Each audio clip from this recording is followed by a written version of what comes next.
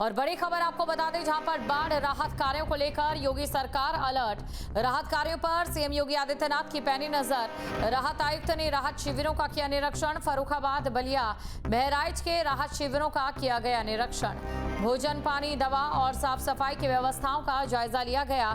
महिलाओं, बच्चों, बुजुर्गों के लिए व्यवस्थाएं सुनिश्चित करने के निर्देश दिए गए। अयोध्या में 11 गांव बाढ़ प्रभावितों को 2370 राहत किट और 1450 लंच पैकेट बांटे गए। अयोध्या में सरयू का जलस्तर खतरे के निशान से ऊपर है। आजमगढ़ में घाघरा नदी खतरे के निशान के पास।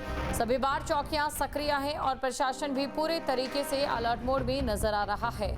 बड़ी खबर आपको बता रहे हैं, बड़ी जानकारी आपको दे दें। आजमगढ़ में जहां पर घाघरा नदी खतरे के निशान के पास है और सभी बाढ़ चौकियां सक्रिय हैं, प्रशासन पूरे तरीके से अलर्ट है। बाढ़ राहत कार्यों को लेकर योगी सरकार अलर्ट है। राहत कार्यों पर सीएम योगी आदित्यनाथ की पैनी नजर।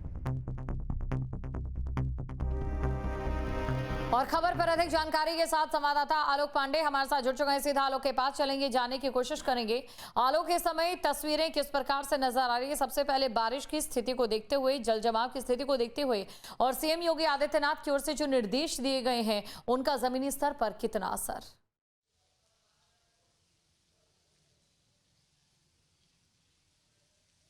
बिल्कुल, देखिए, जिस तरीके से मानसून आता है उससे पहले, सबसे पहले तो मानसून आने से पहले ही जहां पे बाढ़ आने की संभावना होती है उन जगहों को दुरुस्त किया जाता है। मुख्यमंत्री एक बार नहीं कई बार बैठकें लेते हैं कि जिससे संभावित बाढ़ की जो संख्या है या बाढ़ का जो समय हो उस वक्त राहत और बचाव के कार्य चल सके।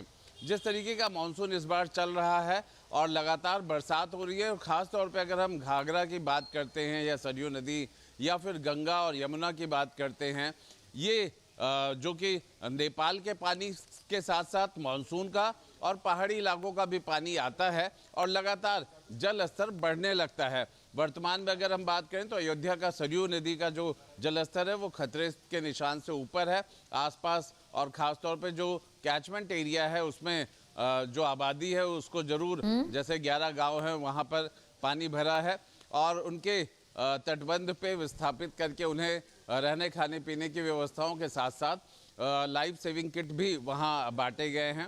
दूसरी बात अगर हम करें फर्रुखाबाद की या आजमगढ़ की बात करते हैं तो जो यहाँ पे कंट्रोल रूम बना हुआ है जहाँ पर राहत आयुक्त बैठते हैं, कल उन्होंने लाइव स्ट्रीमिंग से अलग अलग जिलों में अलग अलग अधिकारियों से बात की और न सिर्फ लाइव स्ट्रीमिंग बल्कि वहाँ के क्षेत्र का भी उन्होंने जायज़ा लिया उसी लाइव स्ट्रीमिंग के माध्यम से कि वहाँ पर किस तरह का रखरखाव चल रहा है, वहाँ किस तरीके की तैयारियाँ हैं। और साथ में ये भी कहा गया कि मानसून भले ही धीमा पड़ रहा है लेकिन जो राहत का कार्य है और जो राहत की सामग्री है वो सब अलर्ट मोड में रहना चाहिए। और यही मुख्यमंत्री योगी आदित्यनाथ की तरफ से भी यही निर्देश है कि अधिकारी अलर्ट रहे और साथ में फील्ड पे जो भी व्यवस्थाएं हैं उन्हें अलर्ट मोड पे रखें।